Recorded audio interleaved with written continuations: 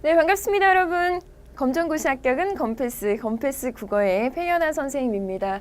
오늘은요, 우리가 강의 제목을 고전 산문, 개념 있는 고전 산문이다라고 붙여봤어요. 왜냐면 고전 소설 부분을 마무리하고 이제 남아있는 고전 수필로 넘어가야 되는 부분이라서 고전 소설과 수필을 묶어서 이렇게 고전 산문이다라고 이렇게 이름을 정해봤습니다. 그래서 말씀드린 것처럼 마지막 남아있는 작품 서포 김만중의 구운몽이다라고 하는 고전 소설과 그 다음에 고전 수필 쪽에서 어떠한 문제가 기출되었고 어떤 지문을 살펴봐야 되는지 이렇게 살펴볼 거예요. 그래서 참화설이라는 작품이 기출 문제고 그래서 우리가 일단 참화설을 배우고 그 다음에 기출문제에 대해서 한번 다뤄보도록 하겠습니다.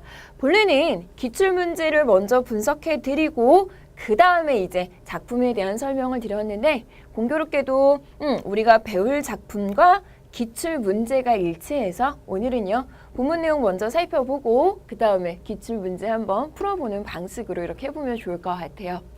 자, 첫 번째 우리가 살펴볼 작품은요. 앞서 말씀드린 것처럼 구운몽이다라는 작품입니다. 그런데 지난 시간에 제가 이런 말씀을 드린 것 같아요. 일반적으로 고전소설은 땡땡땡 전이다라고 해서 사람의 이름이 나와 있는 경우가 많다라고 했죠. 그래서 우리가 지난 시간에 배웠던 판소리계 소설을 떠올려 본다라고 한다면 춘향이의 이야기에 대해서 다루고 있었던 춘향전, 심청이의 효성에 대해서 다루고 있었던 심청전, 그 다음에 놀부와 흥부의 이야기에 대해서 다루었던 흥부전. 여기까지는 대충 맞았단 말이지. 그런데 오늘 배우려고 했더니 땡땡전이 아니라 그쵸 구운몽이다라고 하는 알지 못하는 제목이 붙어져 있어서 우리 친구들이 조금 당황하셨을 수도 있을 것 같다는 생각이 듭니다. 일단은 구운몽이다라고 하는 이름은요. 그냥 붙여진 것이 아니라 상징적인 뜻을 지니고 있습니다. 자, 일단 구자라고 하는 것은 9구자를 의미해요. 숫자 구자를 의미한다라고 보시면 되고요. 여기에서 구라고 하는 것은 소설 작품 속에 등장하는 인물을 뜻한다라고 보시면 되겠습니다.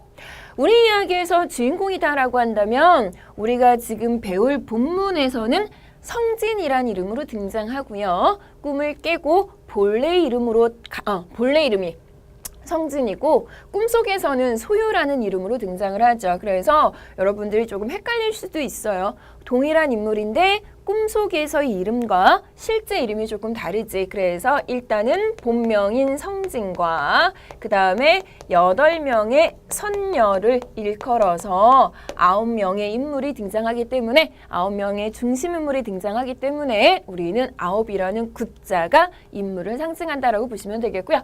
자, 그 다음에 이제 우운이다라고 하는 것은 한자로 구름운입니다. 그런데 보통 이런 얘기 들어보셨을 거예요. 뜬구름 잡는 소리 한다. 허황된 소리를 한다라고 했을 때 뜬구름이다라는 얘기를 하죠. 즉 구름이다라고 하는 것은 그렇죠? 구체적인 무엇을 갖지 못한 것, 그치? 실체를 갖지 못한 것이다라는 의미, 조금은 덧없는 것이다라는 의미로 봐주시면 좋을 것 같아요. 그래서 여기서는 덧없음이다라고 하는 의미로 사용이 되었는데 이 덧없음이다라고 하는 것은 이 작품의 주제와 연관된 부분입니다. 무엇이 덧없는가라고 한다면 우리 인간들이 누리고자 하는 이런 세속적인 욕망이다라고 하는 것이 뭐하다라는 얘기? 그렇죠. 덧없다는 얘기죠.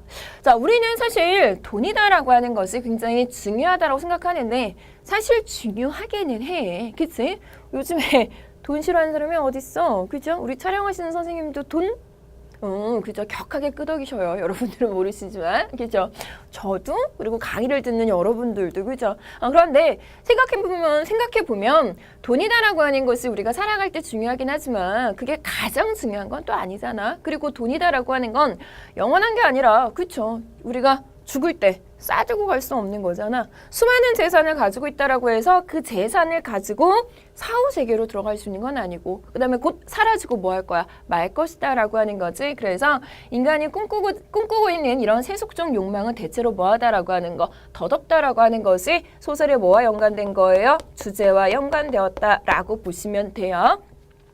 자, 그 다음에 이제 몽이다라고 하는데 이 몽은 꿈몽이 되는 거고요. 여기서는 소설의 무엇에 환몽 구조라고 하는 구조와 연결이 된 부분입니다.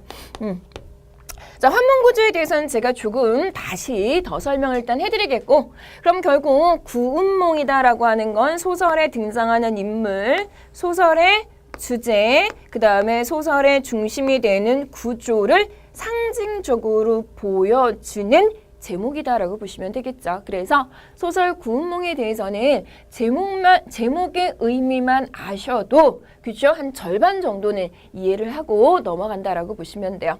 자, 그 다음에 환몽 구조라고 하는 건 무엇이냐라고 한다면 처음에는 어디에서 현실 세계에서 시작했다가 꿈을 꾸고요. 그 다음에 다시 현실로 돌아오는 구조를 우리가 환몽 구조라고 합니다. 그래서 말씀드린 것처럼 현실 세계에서는 불교의 교리를 배우기 위한 불자로서의 성진이 등장을 합니다. 그런데 이 성진이 팔선녀를 만나고 나서 그녀들의 아름다움에 미혹당하게 돼요.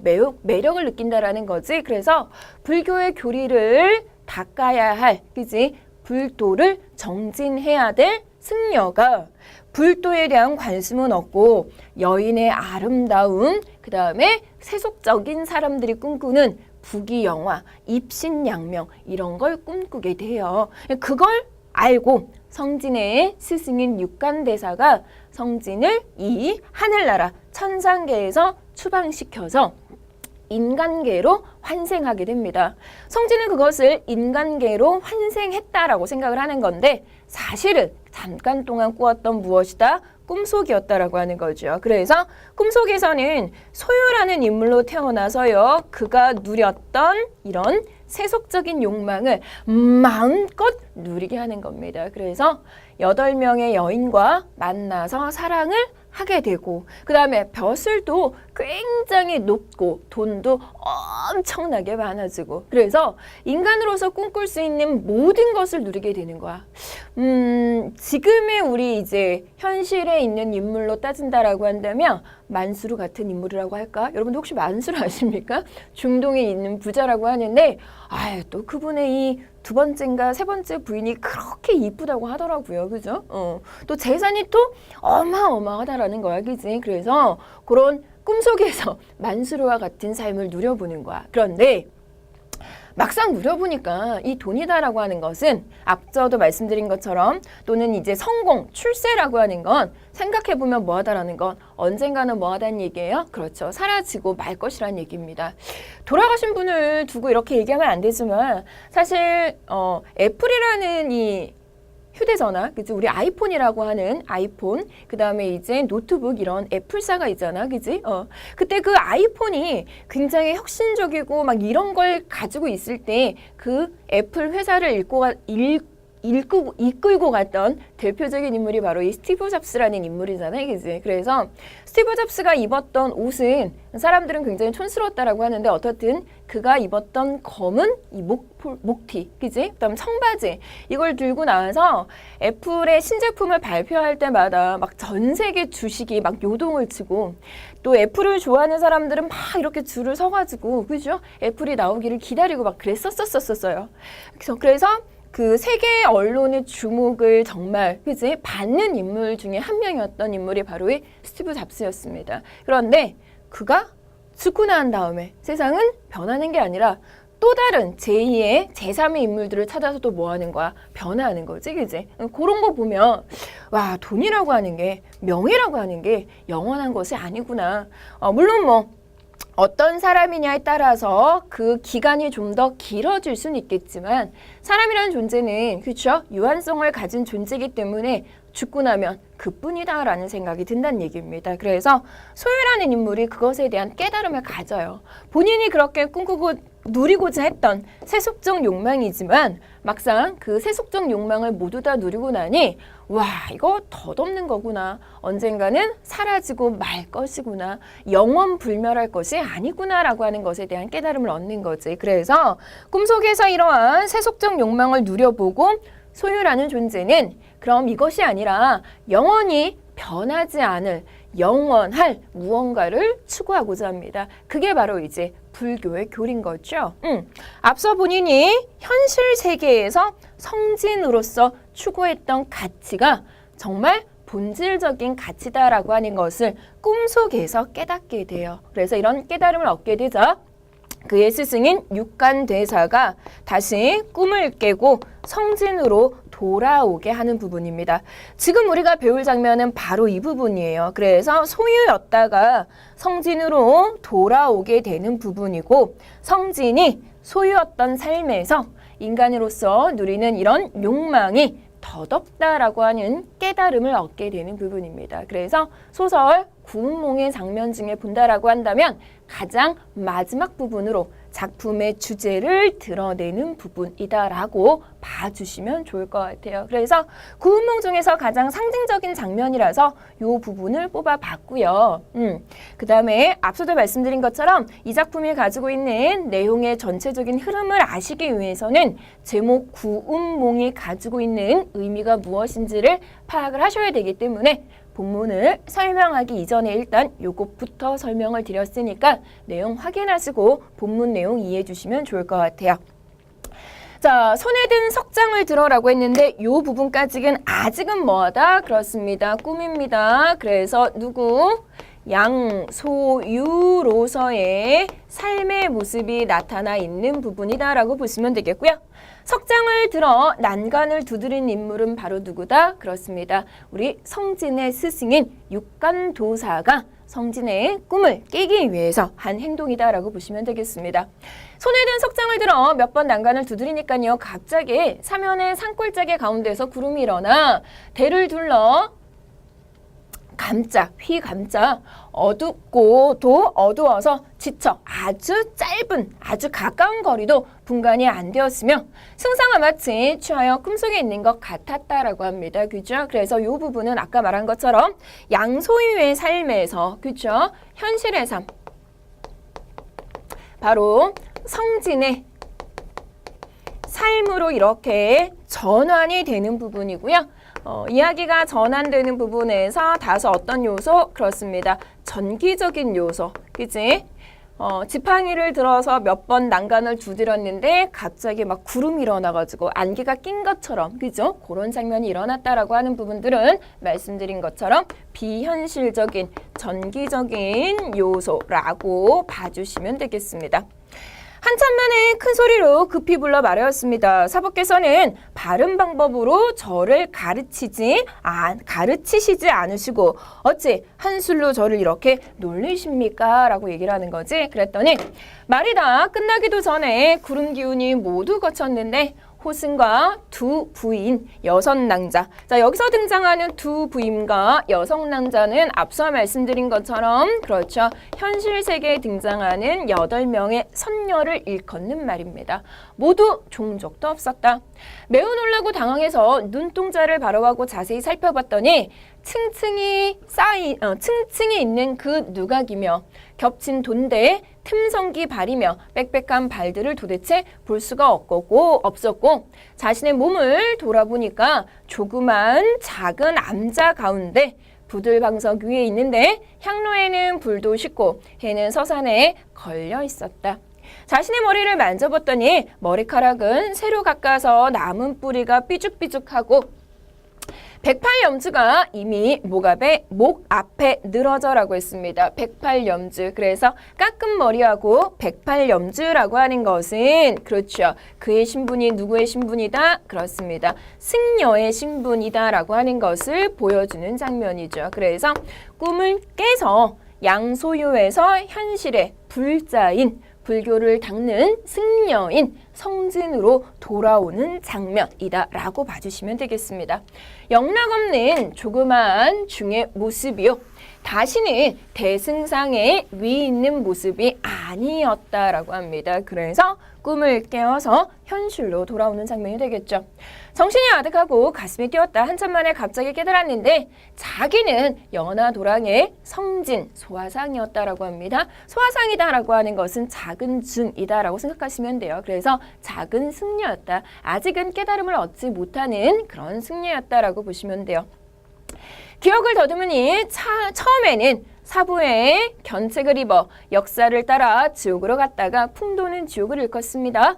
사람 세상으로 환생해 양씨 집안의 아들이 되어 일찍이 장원 급제하여 한림학사의 관직 벼슬에 올랐고 나가면서 삼군의 장소 들어오며 백관을 총괄하였다는 얘기는 그만큼 높은 벼슬을 하였다라고 보시면 돼요. 상소하여 임금에게 글을 올려 물러나기를 청하여 모든 일을 떠나 한가롭게 지내면서 두 부인 여섯 낭자와 함께 노래하고 춤추는 것을 보고 검은고 타는 것을 들이며 단란하게 술을 즐겼고 새벽부터 저물 때까지 놀던 것이 모두 다 한바탕 봄꾼 속의 일일 뿐이어서 이에 말하였다라고 합니다.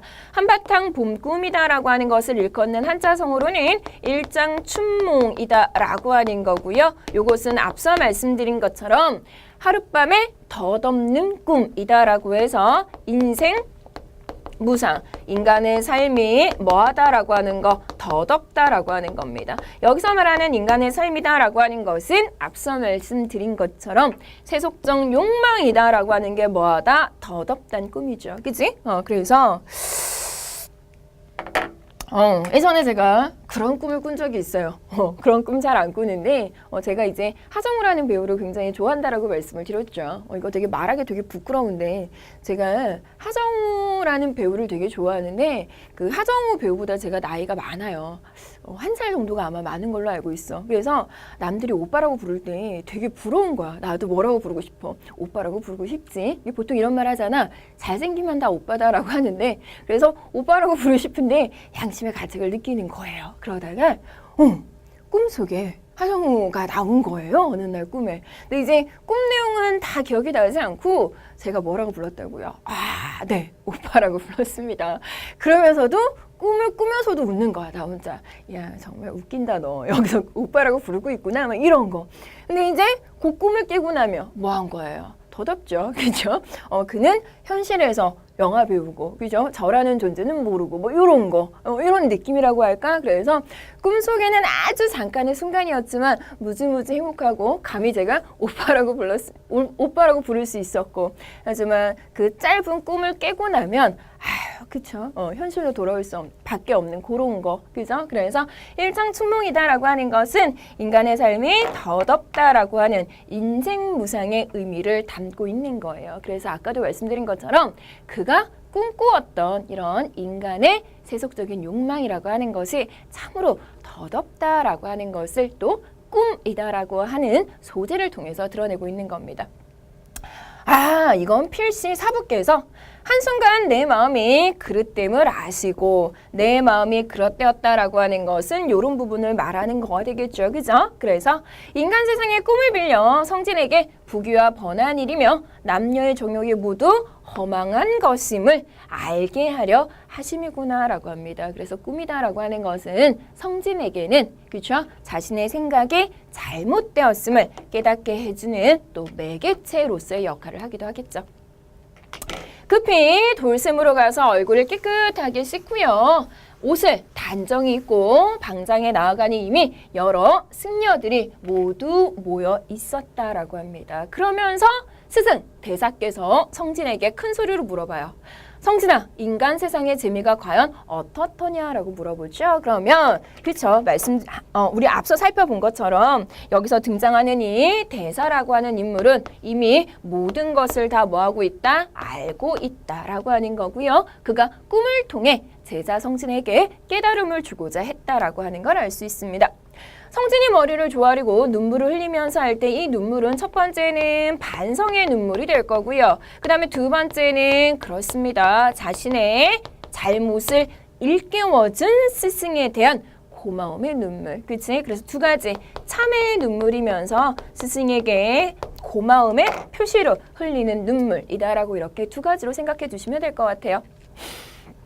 성진님이 크게 깨달았습니다. 내 타입은 아닌데?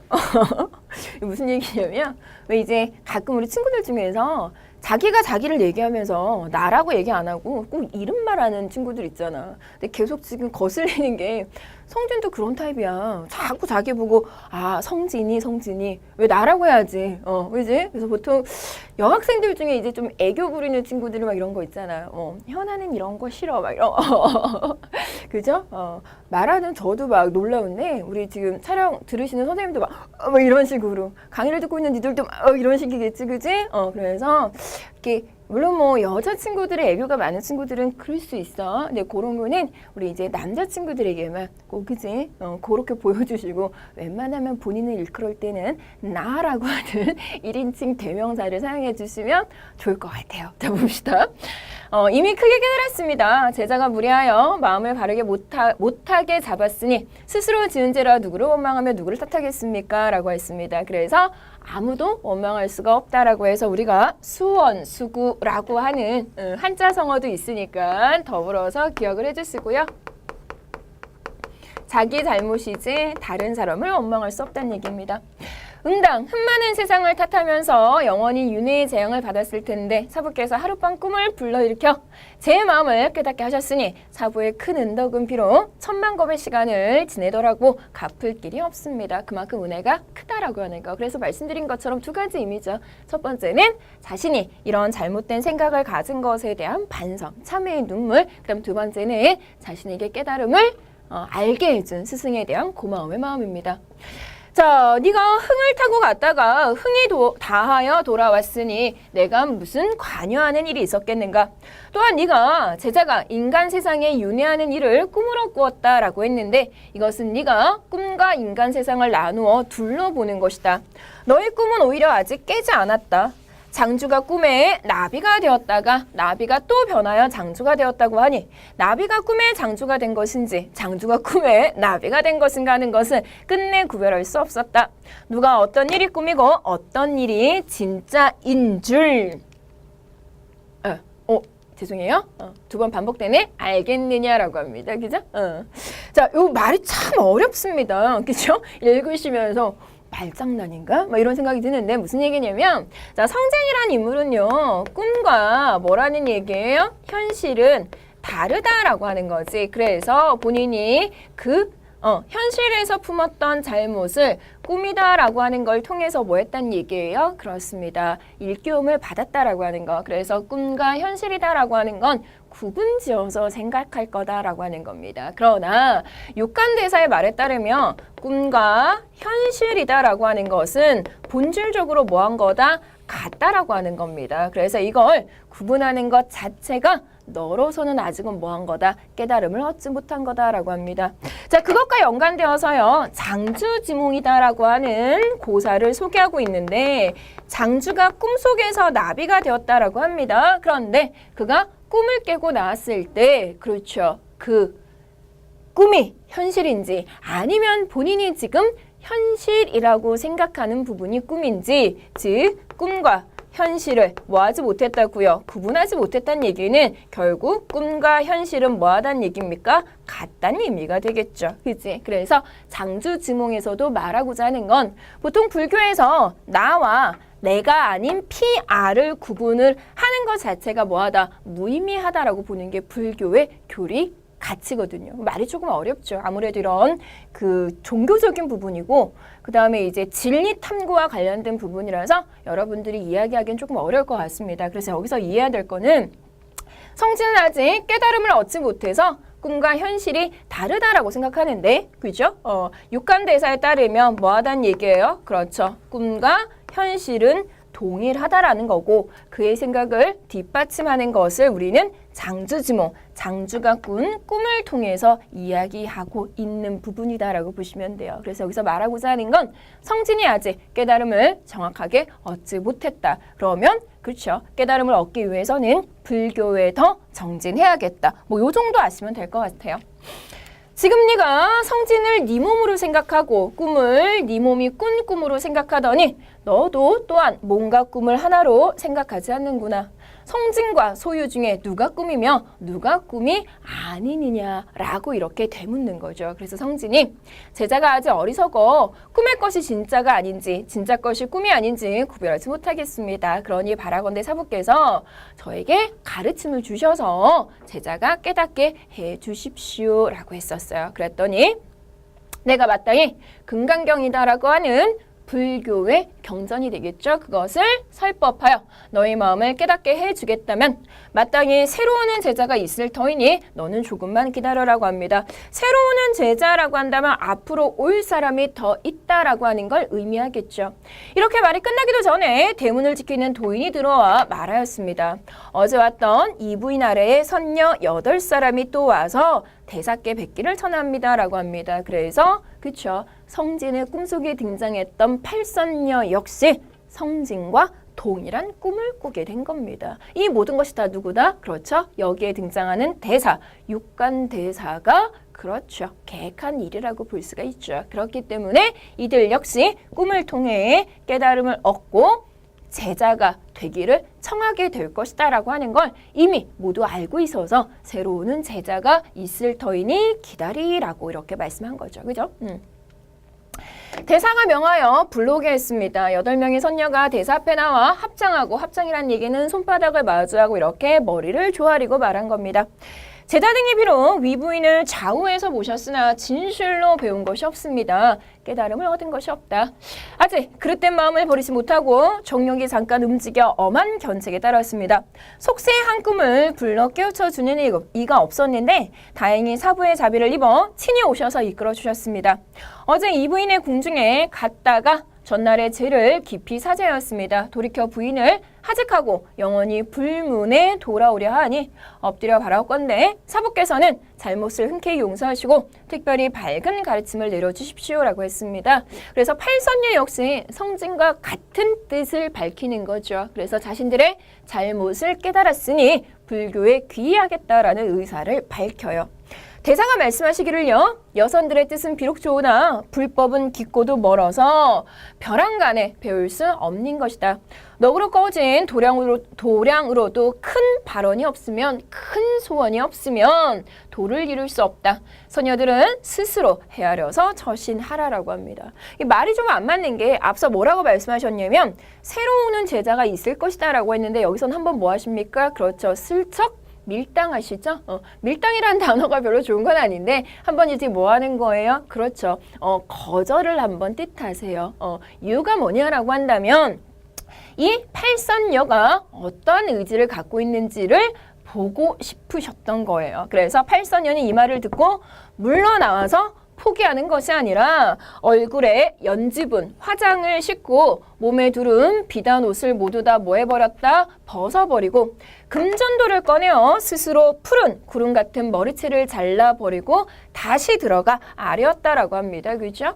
그렇다라고 한다면 그치? 얼굴에 화장을 씻고 옷도 갈아입고 그 다음에 굉장히 아름다운 머릿결까지 모두 다 잘라버렸다라고 하는, 머리까지 잘라버렸다는 얘기는 그렇죠. 불교에 귀의하고자 하는 그들의 뭐가 의지가 그만큼 뭐하다는 얘기예요? 그렇죠. 강하다라고 하는 것을 행동을 통해서 보여준 겁니다. 그래서 대사께서 한번 거절하셨다라고 해서 그래요. 그럼 안 할래요. 라고 한 것이 아니라 그 거절의 얘기를 듣고 본인들의 뜻이 그만큼 확고하다라고 하는 것을 행동으로 보여준 거죠. 제자들은 이미 모습을 변화시켰으니 맹세컨대 사부의 교훈을 게을리하지 않겠습니다. 그랬더니 대사가 좋구나. 너희 8사람아 지극한 정성이 이와 같으니 어찌 감동하지 않겠느냐라고 해서 이들을 제자로 받아들여요. 근데도 앞서도 말씀드린 것처럼 이미 성진에게 새로 오는 제자들이 있다라고 얘기를 해놓고 일단 한번 거절의 뜻을 밝힌 것은 그네들의 의지를 확인하기 위한 그러한 시험이었다라고 봐주시면 좋을 것 같습니다. 드디어 법좌에 올라 경문을 뭐했다? 그렇죠. 강사를 하셨다라고 합니다. 그 경에 백호의 강체가 세계에 퍼져나가고 하늘꽃이 마치 소낙비처럼 내리더라 등의 말이 있었다.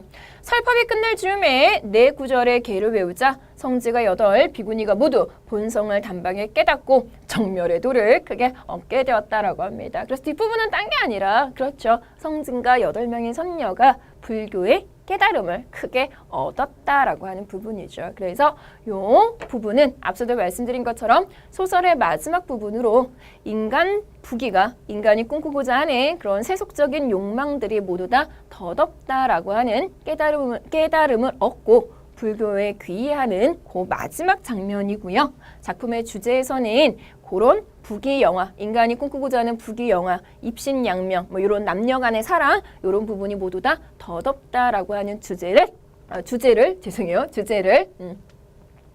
9명의 인물, 성진과 8명의 선녀, 그 다음에 구름이다라고 하는 주제, 덧없음이라고 하는 주제, 그 다음에 꿈이다라고 하는 구조를 통해서 보여주고 있다라고 생각하시면 될 것 같습니다. 되셨나요? 자, 이렇게 해서 소설은 마무리가 되겠고요. 이제 우리 고전 수필 중에서 기출문제 참화설이 있죠. 그래서 참화설에서 어떤 문제가 출제되었는지 보니까 첫 번째는 서술상의 특징에 대해서 묻고 있는 문제가 나왔고요.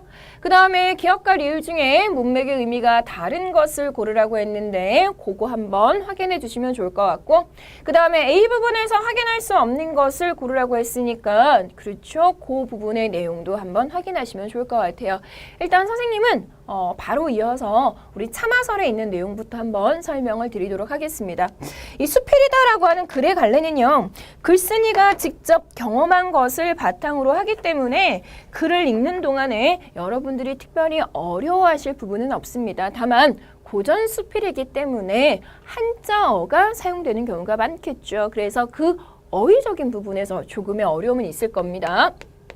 자, 차자는 무슨 차냐면 빌릴 차예요. 그 다음에 마자는 말 그대로 말마. 그래서 말을 빌려 탄 경험을 통해서 얻은 설, 이야기라고 보시면 되겠습니다. 이 설이다라고 하는 문학 갈래는 그쵸? 본래는 어디에서 온 거예요? 네, 한문 문학의 양식이다라고 보시면 되겠습니다. 자, 우리가 고유의 문자를 갖게 된 건 조선 시기부터죠. 그럼 그 이전에는 문자가 없었기 때문에 중국으로부터 그쵸? 문자를 빌려오게 됩니다. 물론 국어의 역사를 따져보면 중국의 한자를 빌려와서 우리의 상황에 맞게 문자를 빌려 쓴 차용 문자도 있었지만 이후에 가면은 그냥 한문을 그대로 쓰게 되죠. 그런데 한문만 그대로 쓰는 게 아니라 당연히 글자가 들어왔으면 그 글자와 관련해서 모두 들어올 거예요. 그렇죠. 문학 작품도 문학 갈래도 수용하게 될 겁니다. 그죠? 그래서 설이다라고 하는 것은 한문 문학의 양식이고요. 우리 고유의 문학으로 따져본다라고 한다면 고전 수필에 속한다라고 보시면 돼요. 그래서 본인의 어디에서 경험에서 얻은 무엇을 깨달음을 이야기하고 있는 글이다라고 보시면 되겠네요. 그래서 앞부분은 본인의 경험이니까 예로 든 이야기라고 해서 예화인 부분이 나타나고요.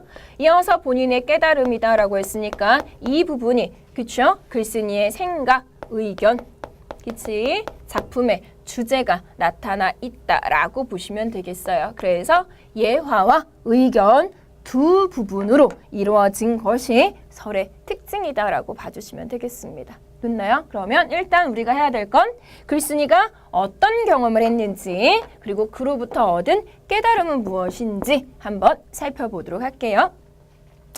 내가 집이 가난하여 말이 없으므로 혹 빌려서 타는데 본인이 말을 빌리게 된 차마에 계기가 나타나 있네요. 이유. 집이 뭐하기 때문에? 가난하기 때문에. 그래서 내 소유의 말이 있는 것이 아니라 그죠? 내가 말을 빌려서 타게 됐는데 자, 첫 번째 경우에는 어떤 말을 빌렸냐면요. 여의고 둔하여 걸음이 느린 말을 빌린 경험입니다. 급한 일이 있어도 감히 채찍질을 가지 못하고 조심조심하여 넘어질 것 같이 여기다가 개울이나 구렁을 만나면 내려서 걸어감으로 후회하는 일이 적었다라고 합니다. 그래서 첫 번째는 조금 건강하지 못한 말, 걸음이 느린 말을 빌렸을 때는 오히려 나의 행동을 뭐하게 되었다고요? 조심하게 되었다는 얘기입니다. 그죠? 그래서 첫 번째는 말의 상태가 좋지 않았을 때 오히려 행동을 뭐 했고 조심했고 그로 인해서 큰 어려움이 있었다 없었다? 없었다. 후회하는 일이 없었다라는 부분이 되겠죠. 됐나요? 그 다음에 이제 두 번째 경험이 나올 겁니다. 두 번째 발이부터 시작되는 부분이에요. 발이 높고 기가 날카로운 준마로서 잘 달리는 말에 올라타면이다라고 했어요. 그래서 빌린 말의 상태가 굉장히 좋은 거죠. 좋은 상태. 그래서 준마라고 표시하시면 되겠고요. 의기양양하게 마음대로 채찍질하여 고삐를 놓으면 골짜기가 평지처럼 보이니 심히 장케 했습니다. 그러나 어떤 때는 위태로워서 떨어지는 근심을 면치 못하였다라고 하는 거네요. 그래서 당연히 말의 상태가 좋으니까 오히려 나의 행동은 뭐했다? 그렇습니다. 의기양양했어요. 그런데 이게 지나쳐서 오히려 뭐하다? 마음에 뭐가? 근심이 생기기도 했다라고 합니다. 그죠? 서로 두 가지 다른 경험인 것 같은데 사실은 뭐예요? 본인이 빌린 말의 상태에 따라서 본인의 뭐가 마음가짐이 달라졌고 그로 인한 결과도 뭐 했다는 얘기입니까? 달라졌다는 얘기겠죠. 됐니? 감탄사 영탄법. 그렇다라고 한다면 깨달음이 되겠죠. 사람의 마음이 옮겨지고 바꾸는 것이 이와 같을까라고 하는 건 그렇다라고 하는 뭡니까? 그렇죠. 의문형이지만 질문을 하는 것이 아니라 뭐다? 그렇죠. 이러함을 이야기하는, 강조하는 서리법이죠. 남의 물건을 빌려서 하루아침 소용에 대비하는 것도 이와 같거늘 하물며 자기가 가지고 있는 것은 말해서 무엇하겠는가. 그죠? 그래서 많이 갖고 있으면 훨씬 더 뭐하게, 그렇죠, 과하게 사용하는 경우가 있는 것 같아요. 그러니까 예를 들면 왜 우리가 요즘에 그 뉴스나 이런 거 보면 갑질이라는 단어가 많이 등장을 하잖아, 그지? 그래서 경제적인 부분이 조금 부유하고 풍족하면 그것에 대해서 겸손하게 생각해야 될 것은 아니라 오히려 막 의기양양해져가지고 행동이 다 뭐합니까? 그렇죠? 굉장히 건방지게 변하죠. 그래서 마치 세상 사람들이 나를 다 뭐 해야 될 것처럼 떠받들어야 될 것처럼, 그래서 맨날 막 나 누구야? 막 이런 거, 그지? 뭐 이런 식으로 행동하는 걸 보면 맞는 것 같아. 그지? 본인이 갖고 있는 소유가 많으면 많을수록 겸손해지고 남을 배려하는 것이 아니라 오히려 막 되게 거만해져서 해서는 안 되는 행동들을 하게 되는 거죠. 그래서 이런 부분도 다 뭐다? 서리법이 되겠습니다. 그래서 본인이 빌린 것에 대해서도 빌린 것의 상태가 어떠냐에 따라서도 마음가짐이 이렇게 극과 극으로 달라질 수 있는데 하물며 내가 가지고 있는 것, 소유하고 있는 것에 대해서 말해서 무엇하겠는가라고 하는 거죠. 근데 생각해보면 사람이 가지고 있는 것이나 어느 것이나 빌리지 않은 것이 없다라고 합니다. 자, 이 부분은 소유의 본질에 대한 이야기를 하고 있는 건데 사람들이 본인이 뭐한 거? 소유한 것이다 라고 하는 거 모두 다 뭐한 거란 얘기예요? 빌린 것이다 라고 합니다. 자, 언뜻 봐서는 여러분들 이해하기가 힘들 것 같은데요. 자, 우리가 기억을 되짚어 보면 현대극 중에서 우리는 이강백의 결혼이다 라고 하는 작품을 배웠죠. 기억나십니까? 기억나야 되는데 얘들아. 그래서 기억이 안 나시면 앞으로 한번 돌아가 보셔도 좋을 것 같아요. 분명히 우리가 배웠던 작품이고요. 그 작품에서도 말하고자 하는 주제가 이거랑 똑같았죠. 소유에 관해서는. 그죠? 그래서 사실은 사람들은 소유라고 한다면 내 것이다라고 생각하기 쉬운데 잠깐 동안 우리가 뭐 했던 것이지 빌렸던 것이지 내 것이 아니라는, 그렇죠? 우리에게 깨달음을 줬던 작품입니다. 마찬가지입니다. 이 사람의 입장에서도 소유라고 하는 것은 결국은 내가 가진 것이 아니라 남들로부터 빌린 것이다라고 하는 거죠. 임금은 백성으로부터 힘을 빌려서 높고 부귀한 자료를 가졌고, 그렇습니다. 임금의 권한은, 임금의 권력은 임금에게 나온 것이 아니라 누구에게 나온다고요? 그렇죠. 백성들부터 나온다는 얘기잖아. 우리 대한민국도 뭐라 그랬어? 헌법 제1조 1항. 맞는지 몰라. 하여튼 거기 보면 대한민국의 주권은 그죠? 이 권한은 누구에게 있다? 국민에게 있다라고 하는 거지. 그지? 그래서 대통령이라는 사람이 그만큼 큰 힘을 가질 수 있는 건 대통령이다라고 하는 자리가 높은 게 아니라 백성들이 그 대통령에게 그러한 권력을 뭐 해준 거예요? 위임을 해준 거니까 대통령이 힘이 있는 거. 마찬가지입니다. 조선시대 왕도. 그죠? 그 얘기예요. 그러네. 그러고 보면 신하라는 존재도 굉장히 막강한 권력을 갖고 있는데 그 권력은 누구? 임금으로부터 권세를 빌려 은총과 귀함을 누리며 아들은 아버지로부터, 어미는 남편으로부터. 여기서 말하는 지어미는 아내를 말하는 겁니다. 그래서 아내는 남편으로부터. 이건 아무래도 그치 사회 자체가 유교적 이념을 바탕으로 한 사회이기 때문에 신하는 임금에 대한 충성심, 자식은 부모에 대한 효도, 그 다음에 아내는 남편에게 이렇게 순종해야 되는 그런 관점에 따라서 쓰여진 부분이라고 보시면 될 것 같아요. 노비는 상전으로부터 힘과 권세를 빌려서 가지고 있다라고 합니다. 그래서 이 모든 권력들은 다 어디로부터 나온 거라고? 다른 사람에게 빌린 것이다라고 하는 거죠. 자, 여기서는 앞서 이어지는 부분은 임금, 신하, 아들, 아내, 그 다음에 노비 이런 경우다라고 하는 건 수많은 무어들을 얘들을 뭐하고 있어요? 나열하고 있죠. 그래서 열거를 통해서 소유의 본질을 다시 한번 이야기한 거죠. 내가 가진 것이 아니라 내 것이 아니라 남들에게 뭐한 거다? 빌린 것이다라는 얘기입니다. 그 빌린 바가 깊고 많아서 대개는 자기 소유로 하고 끝내 반성할 줄 모르고 있으니 어찌 어리석은 일이 아니겠는가. 그러다가 혹 잠깐 사이에 빌린 것이 도로 돌아가게 되면 만방의 임금도 외톨이가 되고 백성을 가졌던 집도 외로운 신하가 되니 하물며 그보다 더 미약한 자야 말할 것이 무엇이 있겠는가. 역시 서리법입니다. 그죠? 그래서 소유의 본질에 대한 깨달음을 주고 있네요.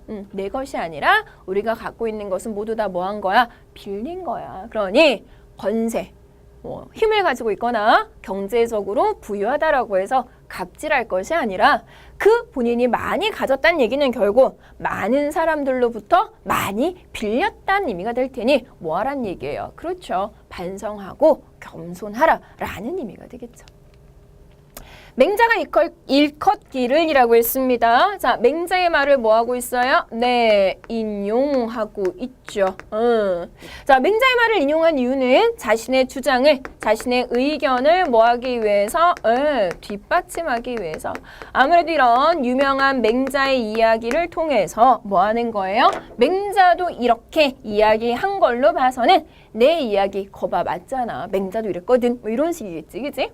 일컫기를 남의 것을 오랫동안 빌려 쓰고 있으면서 돌려주지 아니하면 그것이 자기의 소유가 아닌 줄 알겠는가 하였다는 얘기죠. 그래서 여기서도 마찬가지. 소유의 본질은 내가 가진 것이 내 것이 아니라 남으로부터 빌린 것이니 항상 뭐 하라는 얘기입니까? 경계하라, 조심하라는 얘기죠. 그치?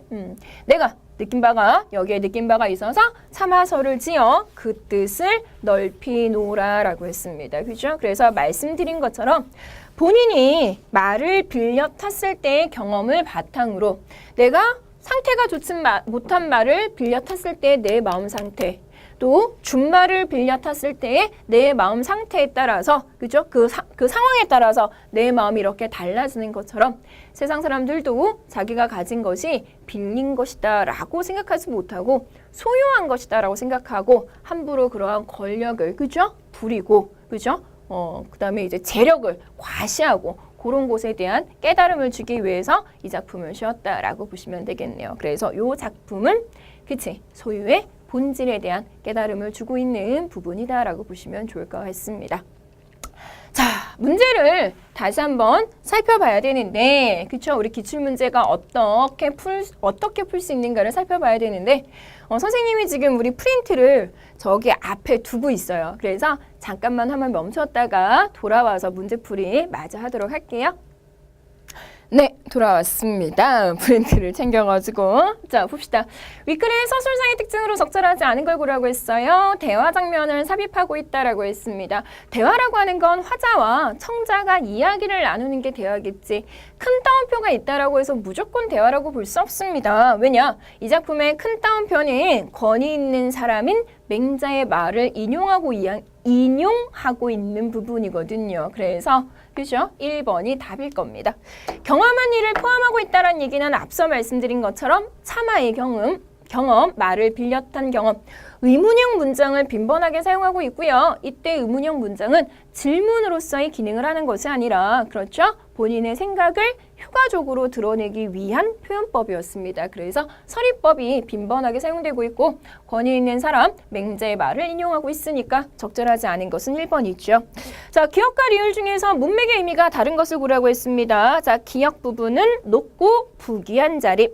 그 다음에 힘과 건세라고 했으니까 오케이, 똑같은 부분이 될 거고요. 그 다음에 빌린 것이다라고 했으니까 그죠? 역시 많이 빌려서 높고 부귀해진 거 또는 힘과 건세를 갖게 된 거라고 보시면 되겠죠. 자, 리을에 나타나는 외로운 신하라고 하는 것은 이제 뭐 하지 않은 거예요? 빌린 것을 뭐 한 거예요? 그렇죠. 되돌려준 거죠.